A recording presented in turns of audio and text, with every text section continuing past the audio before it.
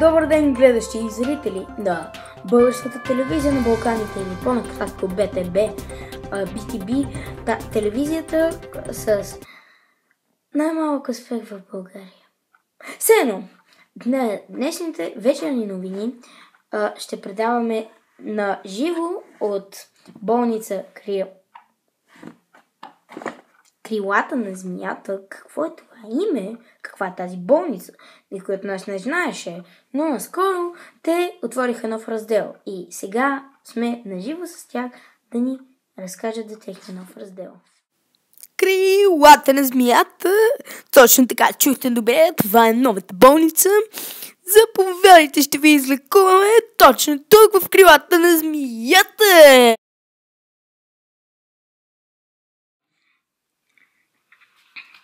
Добър ден, зрители на BTB. Моето име е Владослав Божанов и съм представен на живо по тази велика телевизия BTB. Какво нещо е телевизора? Днес съм поканен в BTB, за да ви разведа и с нашата болница.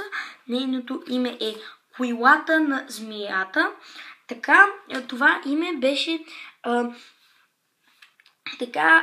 когато нашия създател, който съм аз, нали, когато аз бях въодушевен от знака на медицината, един плът и на него две змии с крила и реших да кръста болницата Крилата на змията. Така, за нашата история на болницата няма много да се разказва. Като начало нашата болница беше сформирана в началото на 2016 година. Така, ние сме много горди да бъдем тук. Разбира се, нашата болница е с перфектна атмосфера за болните. Имаме много богат екип, така да се каже. Имам предвид, имаме медицинска сестра, имаме бухгалтерия, имаме човек от стола, имаме чистач, имаме още една медицинска сестра и имаме един доктор, който работи по болните. Имам предвид, който имаме един хирург. Заплавих думата. Така, относно атмосферата в нашата болница, тя е много благоприятна за лечението на нашите болни. Като начало имаме тази хубава карта на Европа, понеже в тази болница идват хора от цяла Европа, дори имаме един-двама клиенти от Америка. Сложихме тази карта, за да си припомнят нашите болни, че ние сме част от Европейския съюз. Освен това, могат така да се виждат къщите, страните и се чувстват като вкъщи. Нашата болница се е подобрила много относно в началото. В началото бяхме само една стая за хора с гъбички. Сега имаме много велики клиенти и заради тях имаме вече доста по-голяма клиентела. С това направихме нов раздел на болницата и за него съм тук да ви разкажа днес. Този раздел е рентген за главно за зъби, дентален рентген. Главно трябва да сложа другите очила, за да не мога да цета с тях. Така, само малко, моля ви, за разбиване. Така. като начало този Уенген много подпомага болните. Той работи той функционира съвсем добре. Ето първата снимка за Уенгена. Това са моите зъби. Така, ето ги. Очевидно аз слагам от симптома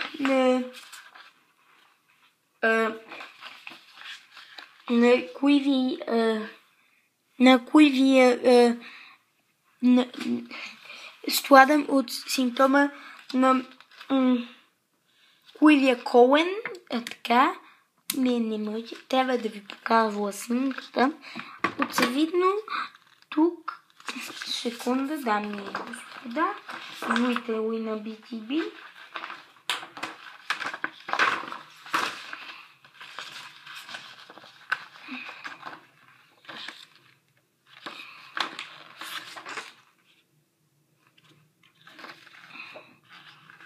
Очевидно, тук имам точно зъби, освен мъдлъците, които не се виждат, се залава много, но ето го и нашия Уенген. Тук виждате много хубав Уенген имаме. Подавалата.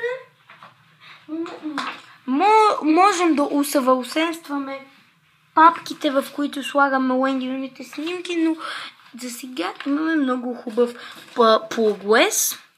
Така,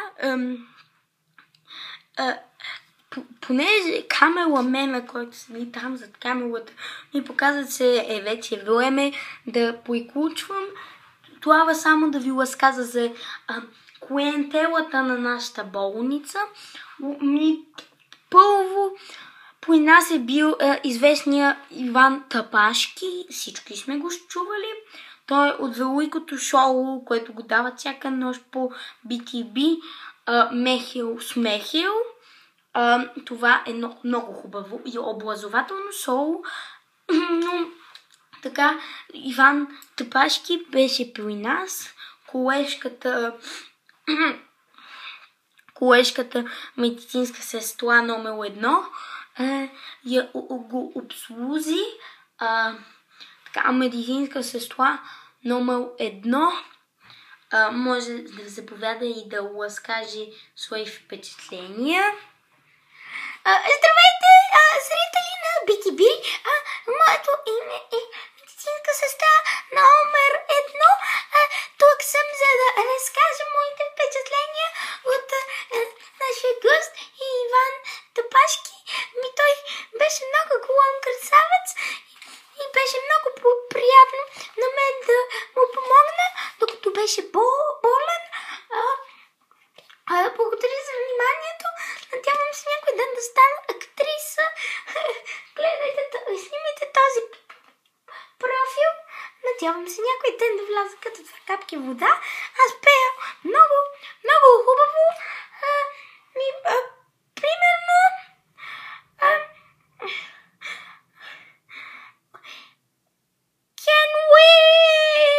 Can we budi without you? Can we? No anymore. Виждате колко съм добра на пеене. Благодаря за вашето внимание. Така, това беше медицинска сестра номер 1. Благодаря. Освен това, освен първия ни клиент Иван Тапашки, имаме и втори клиент. Втори. Това са 4, но втори клиент. Той е Гандалф. Той беше повикана беше линейка за едно моминско палти. Беше повикана линейка на моминско палти и дойде от моминското палти в нашата болница с малко махмурлук, но си тлъгна на другия ден. За жалост не успях да взема автограф, но въпреки това беше много приятно да го имаме тук. Също така имаме и Флодо Бегинс. Флодо Бегинс може да иззаповяда, да ви каже как се чувства с нашата помощ. Флодо Бегинс страда от загуба на пръсти. Така, заповядай, Флодо. Здравейте, приятели! Моето име е Фродо Бегинс. Аз бях на голямо пътешествие и след тази камера много висока.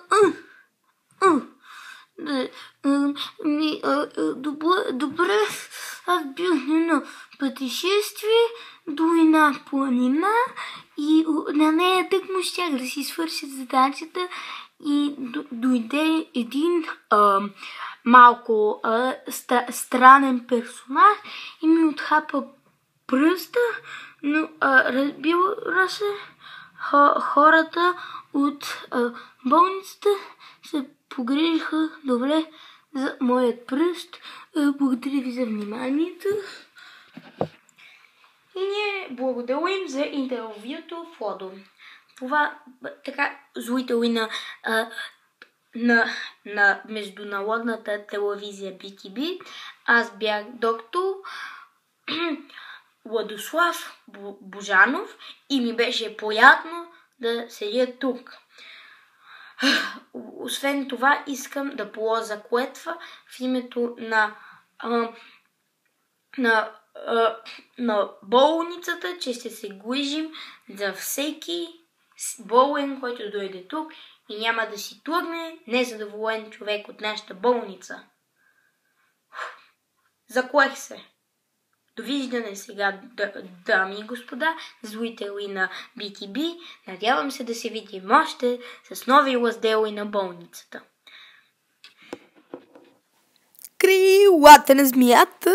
Точно така, чухте добре. Това е новата болница. Заповядайте, ще ви излекуваме точно тук в крилата на змията. Благодаря за вниманието, доктор Божанов.